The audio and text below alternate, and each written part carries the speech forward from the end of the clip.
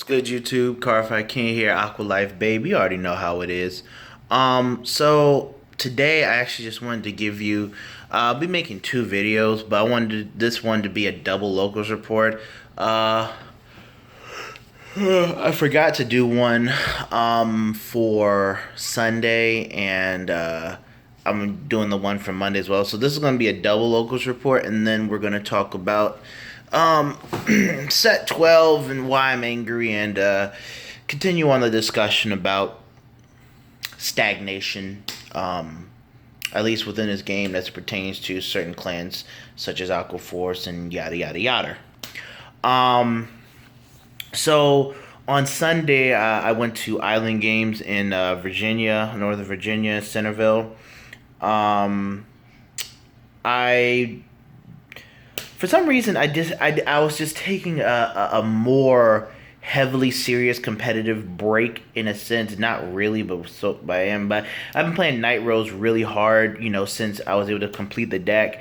And I don't have the GB8 for it yet. I'm still trying to get it. I'm probably gonna get it next Monday when I go to locals next Monday. But I was like, I'm gonna play something different, because now, and during Sunday I actually played my prism deck. I worked on the deck the week before, just play testing around with it, just kind of built it in a different way, trying to incorporate a few different cards I didn't think of more or less trying out in the deck. I wish I put some more of a certain card in the deck, but excuse me. But overall, did pretty nicely. Round one with prisms, and it was 24 players, so it was a pretty good turnout for our locals. So round one I played, obviously, yeah, I said I played my prism deck, played against Luard. Pretty much, we tied that game. We ended up tying. Reason being is that both games did take a bit long, in a sense. I had a good, Garnet has really good defense, but Luard, they just build up so much advantage, infinite perfect guards, it feels like, so, you gotta try and chew through their hand, their advantage and whatnot. But game one, I lost because I didn't expect the little 10k Death Spray clone that they have in the deck. A lot of Luard decks that I have faced, that I have seen deck profiles of recently up to this point, since the release of set 10, don't involve that card. So it was really different to see a player still using that card, for me instance. So I wasn't expecting that card, and I did have 10 cards in hand, 2 cards on board. I was going to be able to survive the Diablo turn, because he did have to dump his hand, but that was that card was part of the dump, and that kind of stole the win out of my hands, from him having that card. But game two, I did remember that he does. Obviously, I knew that he has that card in his deck now, so I was better prepared for it. But so I went through the game, and I was able to get a really strong vert turn off, and then I finished the game off with an Olivia turn that won me the game. So really good on that part. And then we tied because we ran out of time. Then round two, I played against my boy Domino Paris 21, Gabe. We went 3 games. I ended up winning. Game one, he was stuck at grade 1. Game two, he did this outstanding play with the Angel Feather, because he was playing Gabriel Rescue with the Rescue stand trigger, getting off multiple attacks, looping that thing because his deck was really small. Looping that thing, he had like 8 cards left in deck or something like that, and like 6 of them were stand triggers. So it was it was just a really good play overall on the Gabriel G4 stride turn. Really good, really, really good. And I didn't have enough defense to handle all of that, especially from the stuff going on. And then he had the double broken heart. It was really annoying. But really good play. And then game 3, I double crit him on my first stride of Labrador, and then he was at 5 damage. I put him into the corner earlier than he wanted to be before he strode, so he couldn't go into the healing stride to get back some health. He had to go into LTL, and then I was able to go into the vert stride and finish the game off from that point. And then round three, I played against my boy Nathan playing Ripples. Pretty much, again, I won that. We went all three games. Game one, despite him heel sacking me on damage, I think his deck ran out of gas, and I was just able to, Garnet's defense was really strong in that game with, hand-to-hand Leona, Liette, and bouncing Koro and whatnot. So it was really good that game, was able to defend a lot. And then game two, I gave him a 2 to pass. He hit double crit while I was on 3.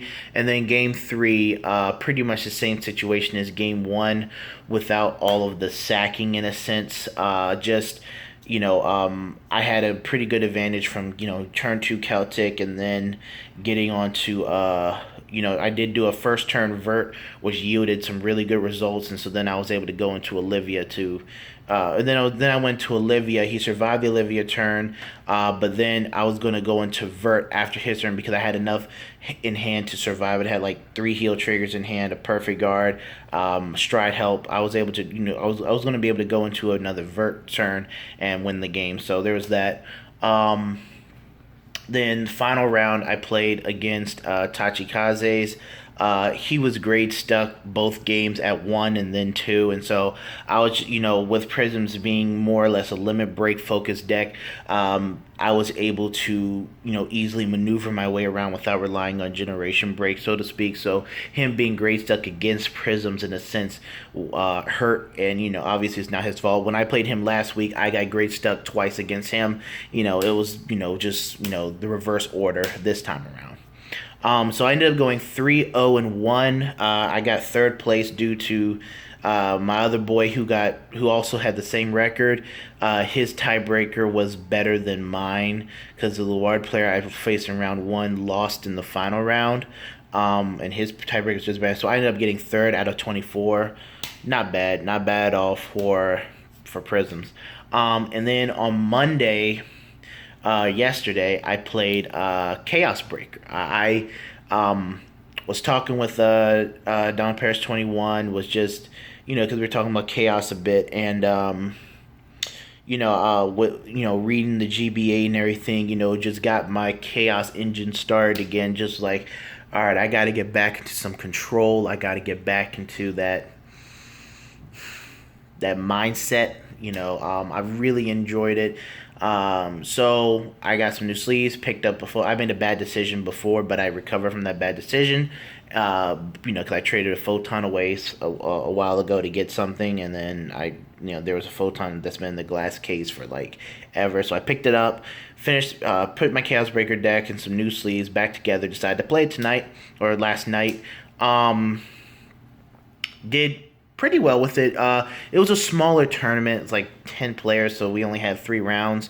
But round 1, played against Great Nature. We went 3 games. I won in the end. Game 1, my opponent just had all the defense in the world. He saw all 16 of his triggers. I swear every drive check was a trigger. His last drive check, like he hit the last 3 triggers in his deck. And then game two, I was able to pretty much control the matchup, and I hit a double crit, stacked it on both sides, and he had to choose one to take, and he was at 4.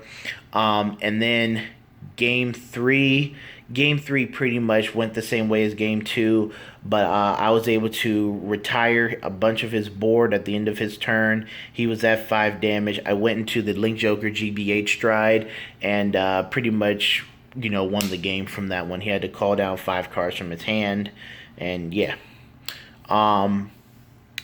Then round 2, I played against Nubatama. Game 1, I was grade stuck, and it was just a terrible time being grade stuck. Couldn't really do anything.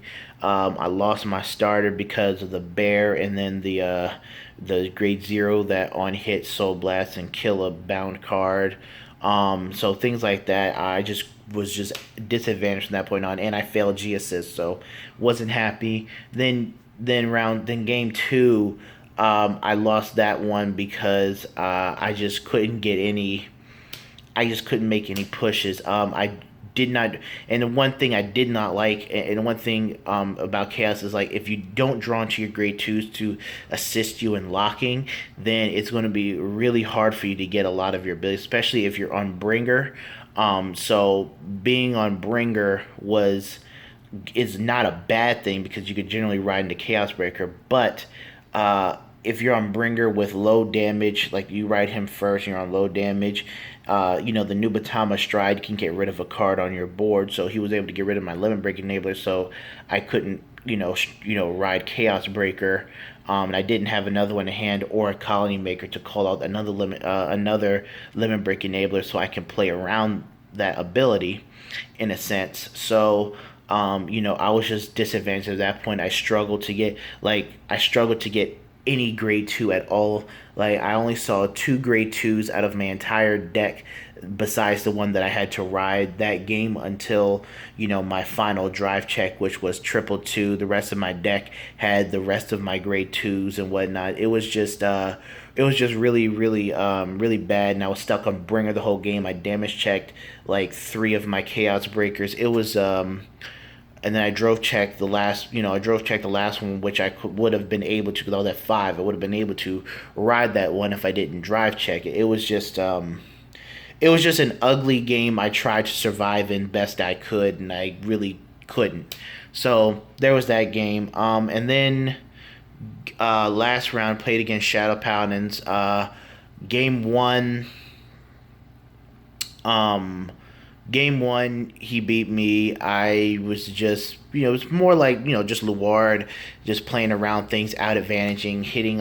He did get quite a bit of triggers, kept healing early game, but more or less I was just out advantaged in that one. I didn't get two like Photon and other grade 2s to assist with locking. I got to Colony Maker, but nothing to more or less help and assist in locking. Shadow Paladins can retire things off their board. So he played a good game around Chaos Breaker, and his Duke turn was really strong. And then game two, I was able to actually get a lot better control. I saw some of my 2s I needed to see, and then I was able to go into the GB8 Stride and force his hand down. He they have infinite perfect guard, so they're building up hand. I was able to get a majority of his hand down onto the board, and I made some better columns to just to push whatever was left of his hand, which was like 3 cards. So I was able to win that one. And then game 3, he was great stuck at one.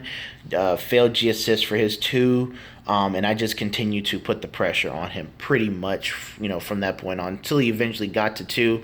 But when he got to 2, he was already at 5 damage. His back was against the wall. I had a full board full of 18k columns. I had my triple grade 3s in the front row and 7ks in the back. So I just pushed as hard as I can, and I was able to come out with the win. So I ended up going 2-1 and topping. So did pretty good over these past 2 tournament days with 2 old decks that I decided just to revisit, so to speak. So yeah. We'll talk about GB12 next, and if you guys want to see deck profiles of the decks that I use, just let me know, obviously, and I will definitely try and get them out to you. Some of them the Chaos one I'm not exactly ready for, in a sense. I do have the GB8, but I do need another one, because you guys know how Link Jokers are. I need another one, and I also still need to get the G Guardian for Link Jokers as well. The G Guardian is really good too. So yeah. Alright, but Cardfight King, see y'all later. Peace.